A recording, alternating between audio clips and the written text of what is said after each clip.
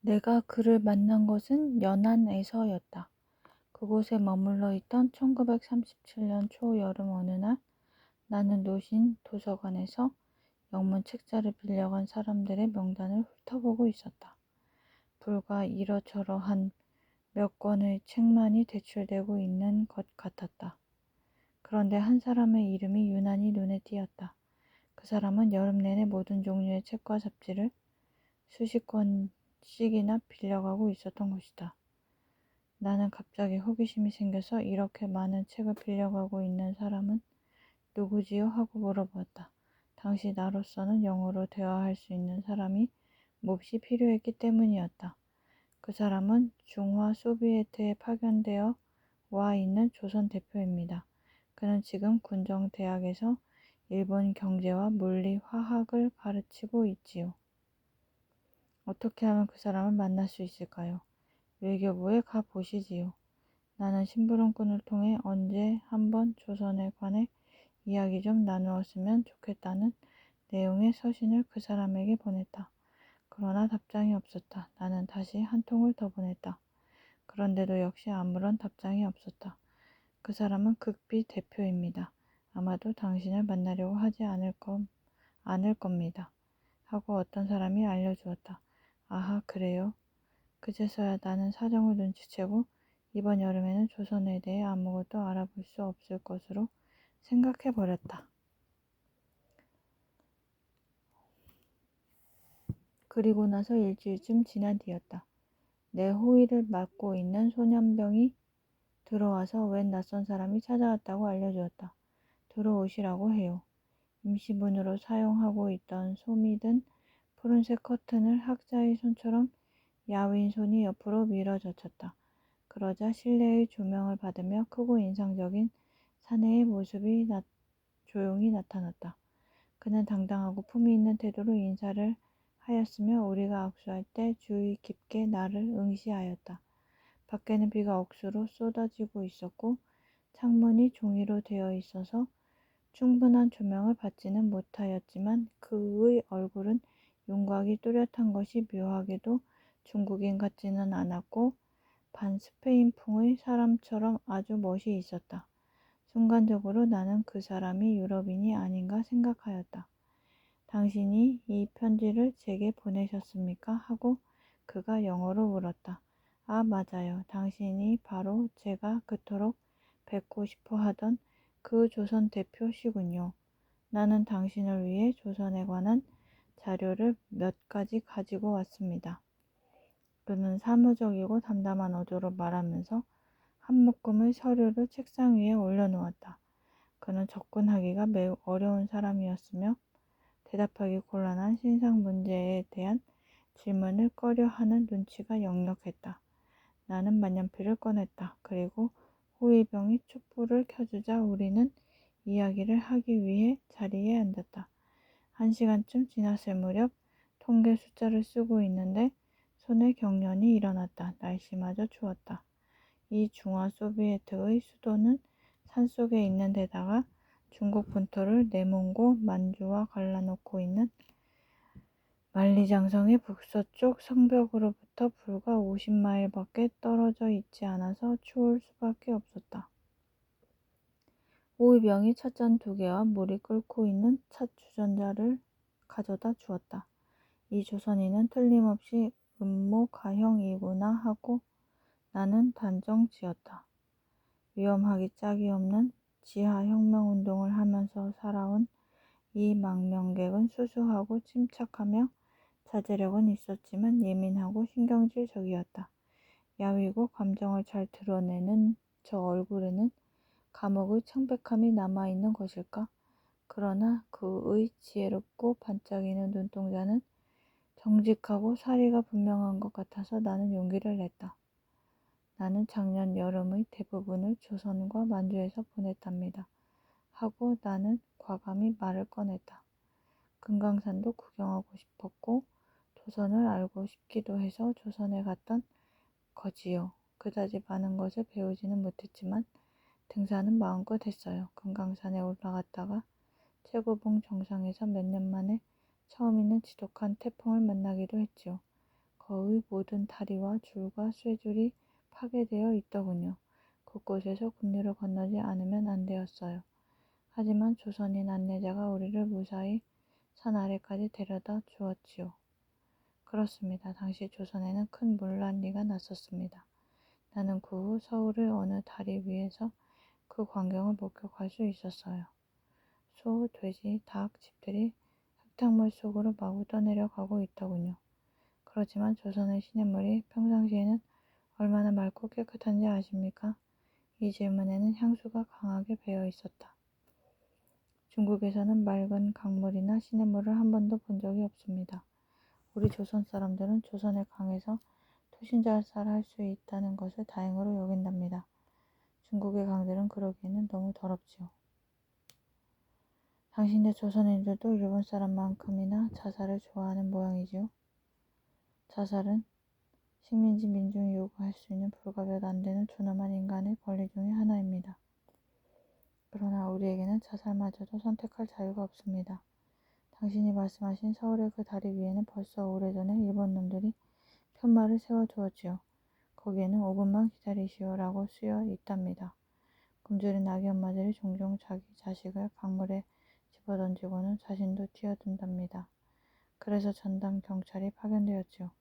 그들은 혼자 그곳에 와서 심각한 얼굴로 강물을 내려다보는 사람을 감시합니다.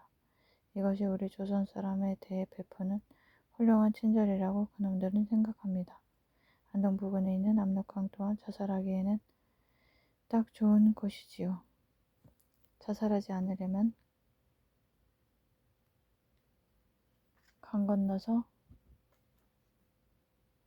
강을 건너서 망명하는 길 이외에는 달리 방법이 없습니다. 나는 자신의 권리를 위해 싸우기보다는 자살을 택하려는 민족에게 호감을 가질 수 없네요. 조선 사람들은 지나칠 정도로 유순하고 체념적이며 인종적입니다. 그네들은 경치만큼이나 목가적으로 보이더군요. 하고 나는 쌀쌀하게 말했다. 잘못 보셨군요. 1910년 이래 조선 사람이 외놈들과 싸우지 않은 날은 단 하루도 없었습니다. 이것은 기나긴 이야기입니다. 아직은 한반도 내에서 식민지 체제를 때려 부수지는 못하고 있지만 만주에서부터 무장투쟁이 일어나고 있지요. 수천 명의 투사들이 투옥되었고 혹은 처형당했습니다. 감옥은 언제나 10,000원이죠. 하지만 조선 사람은 결코 체념하거나 순종하는 것은 아닙니다. 단지 때가 되기를 기다리며 준비하고 있을 뿐이죠.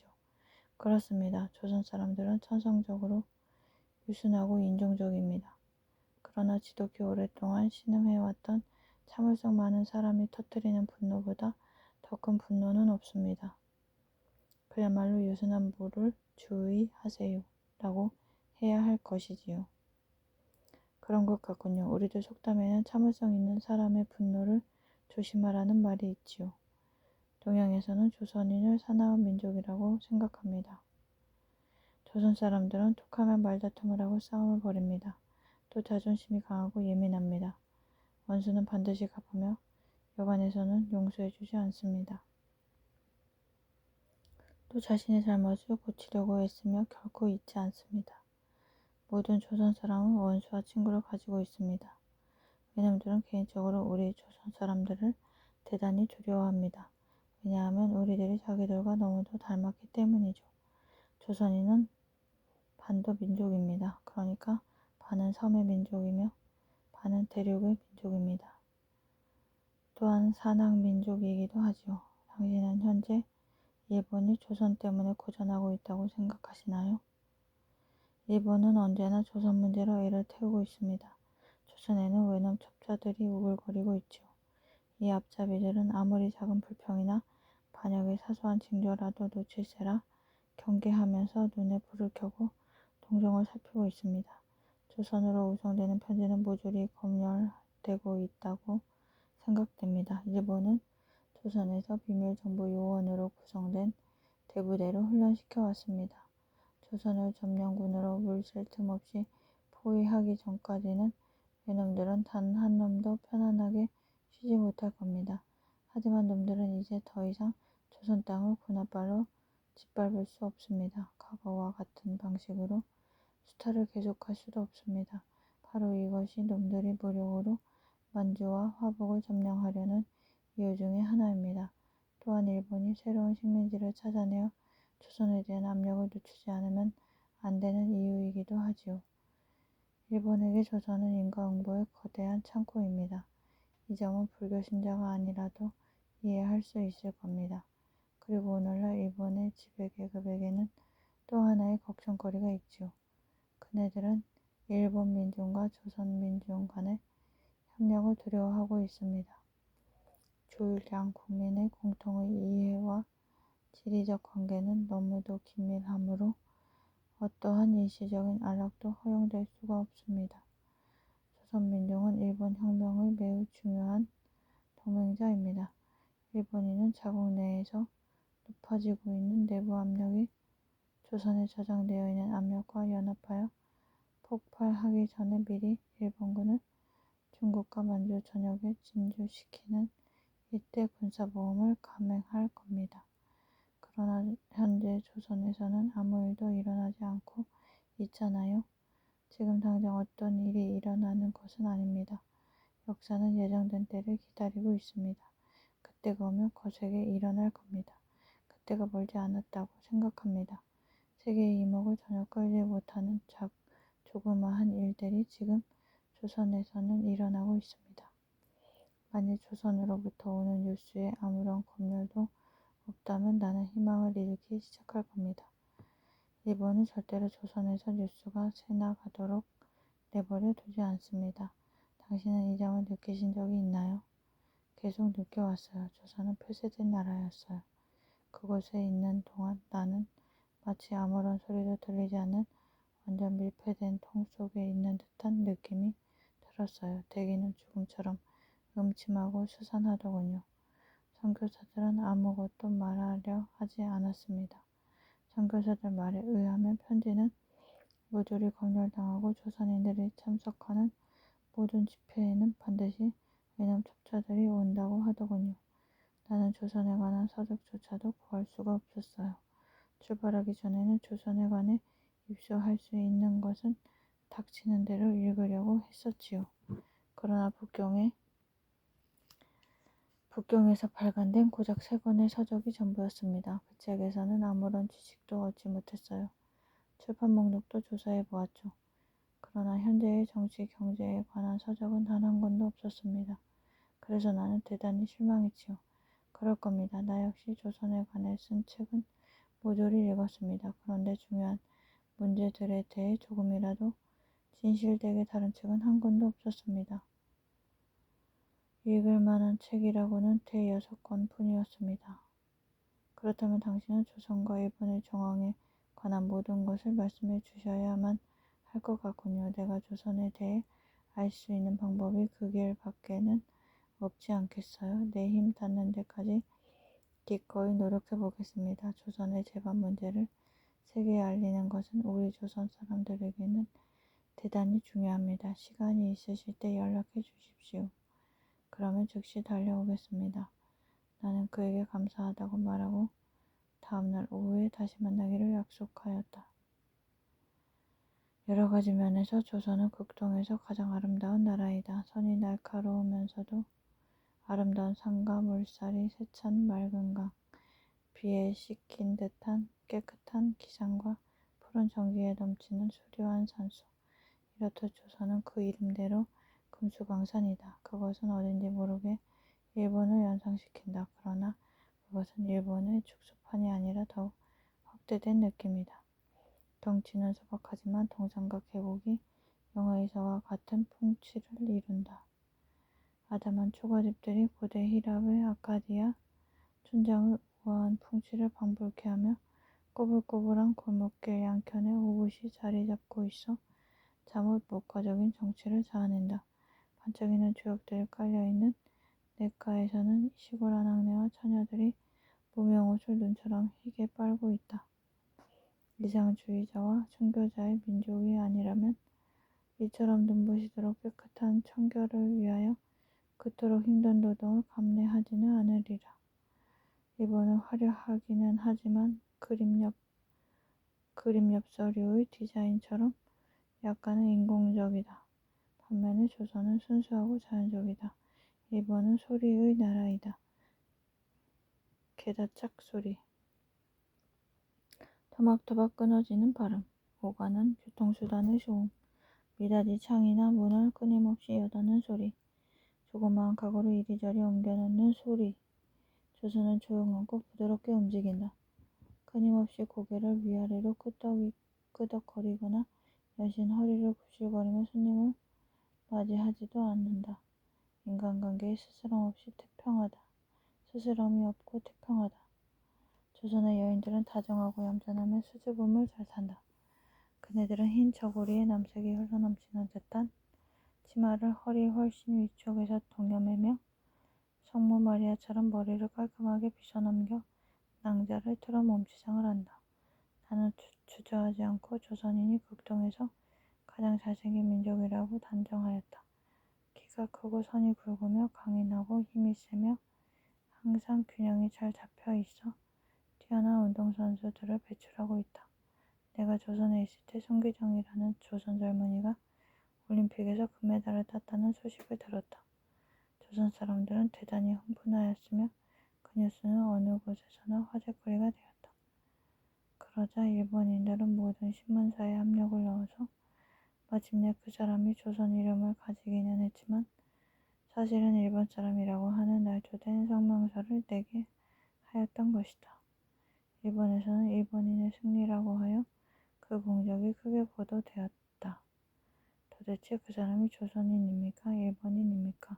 하고 나는 호텔 서기에게 물어보았다.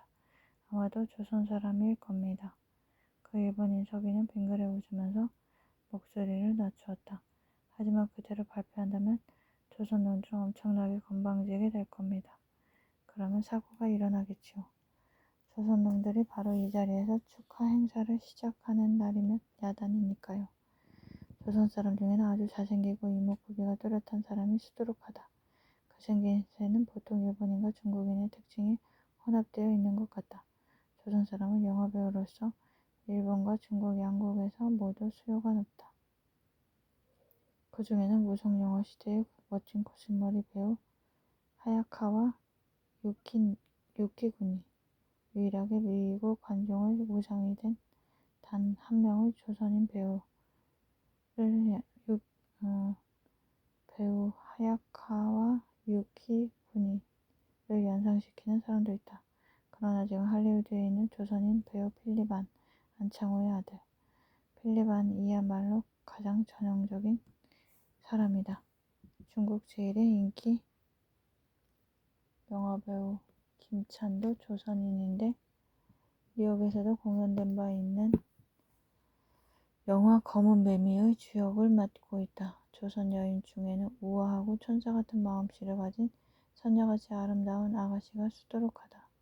이렇게 아름답고 총명하며 우수해 보이는 민족이 외형상 확실히 두드러진 점이 없는 조그마한 일본인에게 복종하고 있다는 것이 생물학적으로는 걸맞지 않는 듯한 느낌이 든다. 안장다리에 짤짤막한 일본인 간보가 긴 칼을 차고 거들먹거리며 여러 명의 조선인들에게 거만하게 명령하는 것을 지켜보면서 나는 동행한 선교사에게 어떻게 이럴 수가 있느냐고 물어보았다.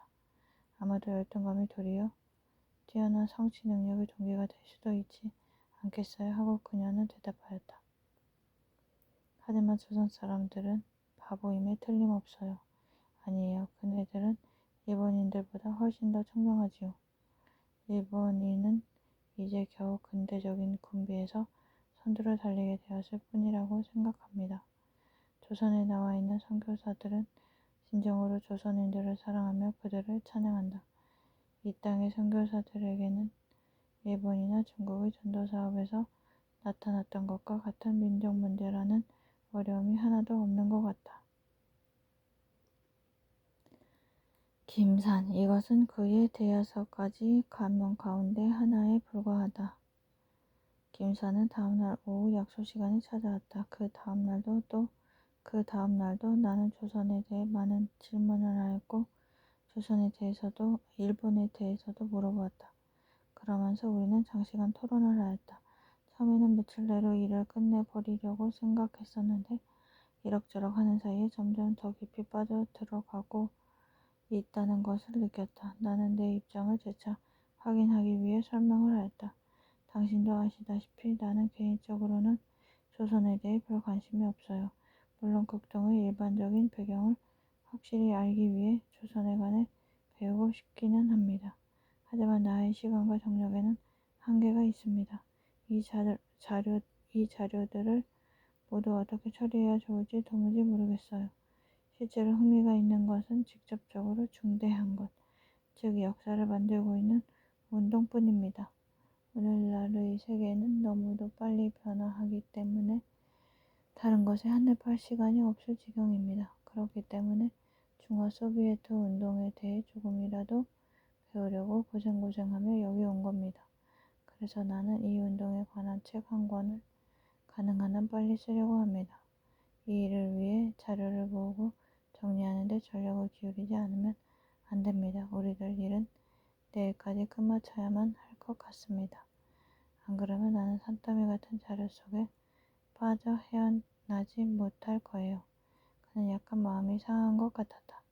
물론 그렇겠지요. 나 역시도 지금까지 중국이 조선보다 더욱 중요하다고 생각해왔습니다. 그래서 가끔 조선인 동지들한테서 변절자라는 말을 듣기도 합니다. 사실 나는 1925년 이래 줄곧 중국 혁명을 위해 전투에 참가하거나 지하운동을 해왔습니다. 그렇지만 이곳 북동 지역에서 전쟁이 일어나면 조선은 곧바로 전략적 요충지가 될 겁니다. 머지않아 이런 일들이 일어나기 시작할 겁니다. 조선의 노동계급과 만주의 유격대 운동 사이에 긴밀한 관계는 물론이요. 조선 노동계급과 일본 노동계급 사이의 긴밀한 관계 때문에도 얼마 안 있으면 조선혁명이 극동에서 아주 중요한 요인으로 등장할 것입니다. 지금도 일본에는 30만 명 이상의 조선인 노동자가 있습니다.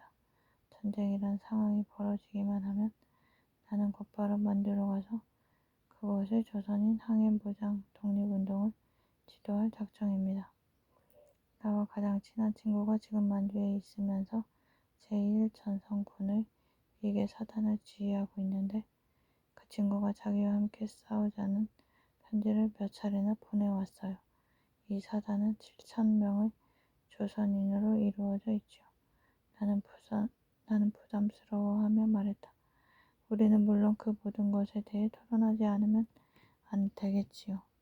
하지만 조선에 대해 너무 많은 관심을 갖게 될까봐 정말 두렵습니다. 나는 언제나 소송에 패한 사람들이나 억압받는 소수에게 마음이 끌리게 되기 때문입니다. 나는 억압받는 소수를 육감으로 찾아낼 수 있지요. 여기서 당신을 찾아낸 것도 바로 이 육감이라고 생각해요. 내 육감은 틀리는 법이 없지요. 하지만 병적인 흥미는 아니라 할지라도 이것은 아주 비과학적인 것이에요. 그래서 다시는 이런 일에 신경 쓰지 않겠다고 굳게 결심하고 있습니다. 별로 중요하지도 않은 문제에 정력을 낭비하게 되기 때문입니다. 지금 세계는 그다지 중요하지 않은 것들로 꽉 차 있어요. 다수에게는 도움이 필요 없지요. 그건 그렇고 아무튼 조선이 소송에 패한 것은 아닙니다. 알고 있어요. 하지만 나는 지금 하나의 거대한 압박받고 있는 다수를 염두에 두고 있어요. 중국은 하나의 커다란 종속국이지요. 그렇지만 억압받고 있는 다수보다 억압받고 있는 소수에게 더 동정이 간다는 것도 인정합니다. 다수는 자기 입장을 지켜나갈 수 있을 테니까 말이지요. 어쨌든 내일 다시 뵙기로 하지요. 다음날 노부교에서 사건이 터졌다는 급보가 날아왔다. 7월 7일 연하는 흥분과 억측으로 떠들썩하였다. 마침내 일본과의 전쟁이 시작된 것일까? 아니면 아직 타협과 평화의 여지가 남아있는 것일까? 김산이 찾아왔을 때 나는 그의 의견을 물어보았다. 전쟁은 피할 수 없습니다. 나는 전쟁이 이미 시작되었다고 생각합니다. 설사 이번 사건으로 전쟁이 일어나지 않는다고 할지라도 그 다음 사건 아니면 또 그 다음 사건으로 일어나고야 말 것입니다. 일본에는 경제 제국주의의 프로그램을 서서히 수행할 만한 잉여 자본이 없습니다. 그렇기 때문에 약탈 전술과 철저한 군사적 정치적 점령을 수행하기 위해서는 군대에 의존하지 않으면 안 됩니다. 중국과 경제적인 제휴를 하기에는 재정적으로 일본은 너무나 취약합니다. 그래서 먼저 중국의 군사력을 파괴하지 않고서는 중국을 안전하게 수탈할 수가 없습니다. 중일 전쟁의 결과는 어떠하리라고 생각하십니까? 둘 중에 하나일 겁니다. 일본이 전 중국을 점령하여 대승을 거두거나 아니면 모든 것을 상실하고 파멸해 버릴 겁니다. 화북에서 소규모의 군사 모험을 한다는 것은 단지 중국을 걸기시킬 따름입니다. 만일 대중운동이 재빨리 일어난다면 그것은 일본을 삼켜버리고 말 겁니다. 그러므로 일본 군대는 중국이 민중을 동원해내기 전에 커다란 도박을 감행할 각오가 되어 있습니다. 일본이 패배한다면 일본 내에서 틀림없이 혁명이 일어납니다. 그렇게 되면 일본은 중국, 조선과 손을 잡고 강력한 민주혁명연합에 동참할 겁니다. 그러면 세계 정치력의 중심이 동양으로 옮겨질 것이고 소련은 전략적으로 중앙이 됩니다. 영국은 이 점을 알고 있지요. 그날 오후에 우리는 전쟁 가능성에 대해 오랫동안 이야기를 나누었다. 그가 떠날 때 나는 이렇게 말했다. 당신은 곧 만주로 떠나게 될 것 같군요. 그 다음 며칠 동안은 정신없이 바빴다. 하지만 속으로는 이 조선인의 말이 끊임없이 떠오르는 것이었다. 비록 풀리지 않는 중국 문제들이 산적해 있었고 연안에는 귀중한 정보가 수없이 많았지만 나는 이 새로운 주제가 지극히 중요한 것이라는 점을 인정하지 않을 수 없었다. 김상 그 사람이 특이한 인물이라는 것, 이런 인물과 대화할 수 있는 귀한 기회가 다시는 오지 않으리라는 것 또한 명백하였다. 그는 내가 7년 동안 동방에 있으면서 만났던 가장 매력 있는 사람 중의 하나였다. 그해 여름에 나는 상당한 노력을 기울여서 그리고 수없이 일어나는 손의 경련을 이겨내면서 대략 25명이나 되는 혁명가들의 자서전을 썼는데 김사는 내가 만났던 그 혁명가들에게서도 좀처럼 볼 수 없었던 여러 가지 품성을 지니고 있었다. 처음에는 이러한 특징들을 명확히 간파할 수가 없었지만 이윽고 이런 특징의 정체를 알아냈다. 그는 공포를 모르는 독립심과 완전한 마음의 평정을 가지고 있었던 것이다.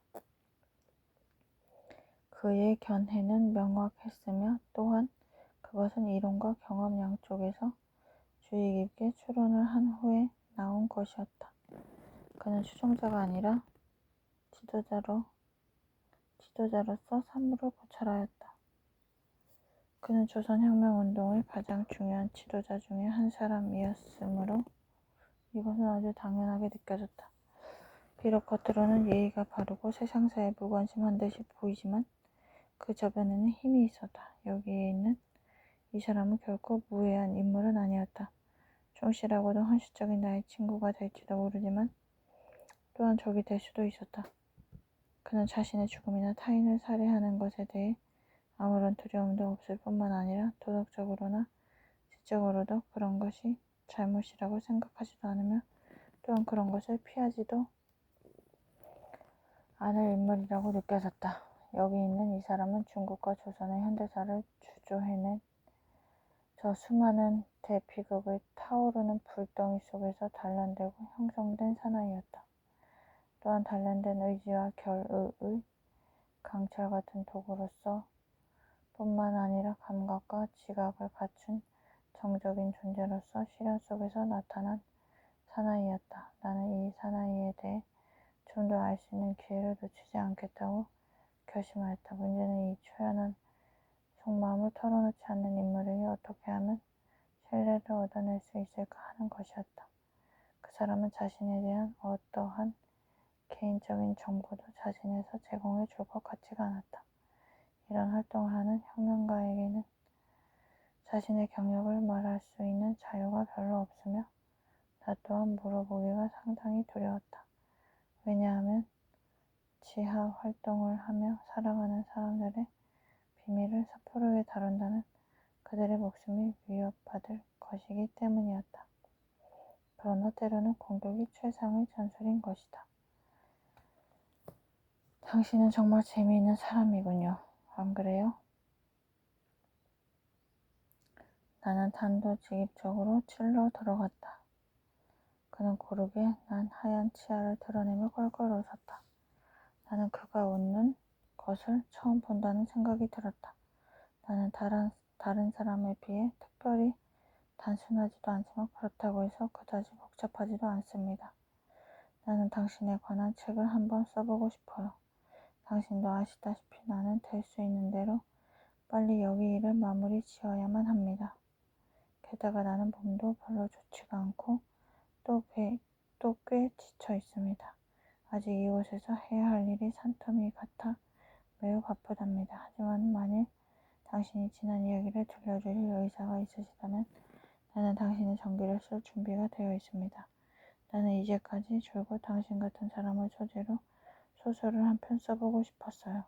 당신이라면 훌륭한 주인공이 될 수 있으리라고 생각합니다. 내 활동을 공식적으로 공개하는 것은 위험하기 짝이 없습니다. 나는 이미 중국에서 감옥살이도 했고 일본에서는 2번이나 투옥됐었습니다. 이 다음 번에는 사태가 아주 심각할 겁니다. 어쩌면 어떤 부분은 말씀드릴 수가 있겠지만 전부를 말씀드릴 수는 없습니다. 다시 한번 숙고해보시고 결정이 되면 제게 알려주세요. 왜 당신 스스로 조선에 관한 책을 쓰지 않는지 도무지 알 수가 없군요. 그런 책은 거의 없더군요. 사실은 이미 만주에 있는 어느 조선인 망명객에 관한 책을 조선어로 쓰기 시작했습니다. 제목은 백의 민족의 영상이라고 붙였습니다. 언제 그 작업을 끝낼 수 있을는지 나도 모릅니다. 항해 빨치산 활동에 참가하기 위해 만주로 돌아간다면 마지막 장을 쓸 재료를 얻게 되겠지요. 왜 그런 제목을 붙이셨지요? 왜냐하면 조선인은 누구나 흰옷을 즐겨 입기 때문입니다. 우리 민족은 늘 백의 민족이라 불린답니다. 다음날 김산이 그 어느 때보다도 깊은 기색으로 들어왔다. 이것을 보고 나는 누구나가 활기차고 쾌활한 이 연안에서는 보기 드문 또 다른 성격을 그가 가지고 있다는 것을 깨달았다. 김사는 낙천적인 때가 없지는 않았지만 아주 신중하고 우울해 보이는 사람이었던 것이다. 당신과 함께 책을 써야겠다고 결심했습니다. 하고 그는 큰 소리로 말했다. 사실은 당신이 조선에 관한 책을 쓰려 하시는 데 대해 감사드립니다. 나는 중국인과 일본인 그리고 해외의 조선 동포들 뿐만 아니라 영국인과 미국인까지도 이 책을 읽고 조선이 소송에서 완전히 패배한 것이 아니라는 사실을 상기해 주기만을 바랄 따름입니다. 이런 이유로 나는 당신에게 모든 것을 다 말씀드리기로 작정했습니다. 이것으로 인해 내가 고통을 받을지도 모르지만 그렇다고 해도 그럴 만한 가치가 있을 겁니다. 어쨌든 조선 사람 치고 자기가 죽을 장소를 미리 정해놓는 사람은 아무도 없으니까요. 언제 어느 곳에서 죽든 개의치 않지요. 그렇지만 당신이 2년 동안만 출판을 밀어주신다면 나로서는 더욱 감사하겠습니다. 그렇게 되면 나는 안전하게 만주로 가서 그곳의 조선인 무장투사들과 합류할 수 있을 겁니다. 그때쯤이면 아무에게도 피해를 입히지 않고도 이 모든 것들이 이야기될 수 있을 겁니다. 왜냐하면 전쟁으로 모든 상황이 완전히 달라졌을 테니까요. 그때에는 특히 조선인의 운동이 다시 일어나게 될 때에는 이런 책이 대단히 값진 것이 될 겁니다. 이렇게 하여 우리는 작업을 시작하였다. 몇 주일 동안이나 매일같이 쉬지 않고 비가 내렸다. 거의 매일 오후 촛불을 켜놓고 나는 손에 경련이 일어나 계속할 수 없을 때까지 김산의 이야기를 써내려갔다. 처음 시작할 때 그의 영어는 더듬거리고 느렸지만 곧 놀라울 정도로 유창해지고 표현도 훌륭해졌다. 책을 읽으면서 습득한 그의 어휘력은 뛰어난 것이었다. 비록 발음은 그다지 정확하지 않았지만 게다가 그는 일본어 교사였으며 중국말에 능통했고 몽고어도 약간은 알고 있었다. 또 의학도로서 독일어와 라틴어도 공부하였다. 당신 영어는 썩 훌륭해요. 더구나 당신이 이제까지 장시간 회화를 해본 적이 없었다는 말씀을 듣고는 정말 놀랐습니다. 몇 가지 이유로 조선 사람은 누구나 외국어를 쉽게 배운답니다. 이것이야말로 우리들이 천성적으로 식민지 민족이라는 증거라고 외놈들은 말한답니다. 또한 자기네들이 외국어를 못 배우는 이유는 자기네들이 지배민족이기 때문이랍니다. 하고 그는 담담하게 말했다. 이야기가 핵심에 이르게 되자 나는 이야기가 극적이며 흥미진진하게 전개되어 간다는 것을 알았다. 그 체험의 광대함에는 놀라버렸다. 그의 이야기는 조선, 일본, 만주에 걸쳐서 전개될 뿐만 아니라 중국 혁명의 박진감 넘치는 과정에까지 미치고 있다. 오로지 유랑하는 조선인 혁명가였기 때문에 이렇게 폭넓고 다양한 체험을 할 수가 있었던 것이며 또한 오로지 구배자였기 때문에 새 나라의 이 모든 운동과 민중에 대하여 이렇게 확실한 견해를 가질 수가 있었던 것이다. 그의 삶의 이야기는 전 극동의 변화무쌍한 모습들을 보여주었다. 그것은 새롭고도 싱싱한 해석이었다. 게다가 김산이 지극히 흥미롭고 복잡한 마음과 개성을 지녔으리라는 내 추측에 맞았다는 것을 오래지 않아 확인할 수 있었다. 그의 지적 생활은 단순하지도 평이하지도 않았으며 정치투쟁과 혁명투쟁에 대해 고찰할 수 있는 모든 문제로 꽉 차 있었다. 그가 그 문제들을 해결한 방법은 실제적으로나 철학적으로나 흥미있는 것이었다. 무엇보다도 희귀한 것은 그가 이 모든 다양한 체험들을 모조리 경험하였을 뿐만 아니라 그 경험들을 뛰어난 설화의 정신과 형식으로 이야기할 수 있다는 것이었다. 오늘날 지식인은 도처에서 시련을 당하고 있다. 또한 지식인은 서로 싸우고 있는 주먹 사이에서 자신이 만들어낸 한 장의 휴지처럼 기진맥진해 있다. 한때는 사람들의 정신이 시험받고 있는 시대이다. 우리는 100년을 단 하루만에 파악해야만 한다. 역사는 내 세포의 진동보다 빠르게 흘러간다. 우리가 이해할 틈도 없이 여러 민족이 망하고 제국들이 뒤바뀐다. 구세계가 우리의 발밑에서부터 단절되어 버렸다는 것을 느끼고 있을 때 창조되고 있는 새로운 세계가 유성처럼 돌진해 와서는 우리를 혼란과 공포로 마비시키고 현기증이 일어나게 한다. 모래주머니는 상아탑을 지킬 수가 없다. 자기의 연민을 위해 흘리는 눈물은 단지 절망과 함멸의 구덩이에 습기만을 더해줄 뿐이다. 나는 이따금씩 연안에 있는 그 옹색한 방 안에서 꾸밈 없고 조용하게 자신의 신상 이야기를 해주던 김산의 모습을 생각한다. 그리고 미국이나 영국의 지식인 중에 철학적 객관성을 가지고 자기의 혹독한 시련을 이겨낼 수 있었던 사람이 과연 몇 명이나 될까 하고 생각해본다. 김산은 우리 시대에서 가장 많은 피를 흘리고 가장 추악하고 가장 혼란스러운 대변동 속으로 내던져진 한 명의 민감한 지식인. 마음속 깊은 곳에서는 이상주의적인 시인이요 작가인 한 사람의 지식인이었다. 그는 아무런 환상도 갖고 있지 않았지만 그렇다고 냉소주의자도 아니었다. 그는 사물이 있는 그대로 인식했지만 또한 변화와 진보를 확신하였다. 고통과 패배는 그의 꿈을 없애버리기는커녕 오히려 그의 사상이 한층 깊은 의미를 지니고 타오르도록 만들어 주었을 뿐이다. 그는 객관적인 사실의 주인공이었지 주관적인 언어의 노예가 아니었다. 육체는 빵으로 살찌지만 정신은 기아와 고통으로 살찐다. 구체적인 현실 속에서 생각하는 것이 아니라 상징에 의해 생각하는 것을 그만두어야만 비로소 지식인은 행동하고 결정할 수 있게 된다. 김사는 이 약점을 극복하였으며 그래서 지식인적 패배주의라는 질병이 시행되지 않았던 것이다. 실제로 지식인이 남한테 배반당하는 경우란 없다. 오직 자기 자신과 자기 직업에 의해서만 배반당할 따름이다. 지식인의 책무는 미래의 모습이다. 김상과 그의 조선인 동료들은 이 반대운동을 20년 동안이나 계속해왔다. 일본인들은 언제나 조선인을 대일본 제국의 심장을 겨누는 비수라고 불러왔던 것이다. 이 일을 시작할 때 나는 김산에게 이렇게 말했다.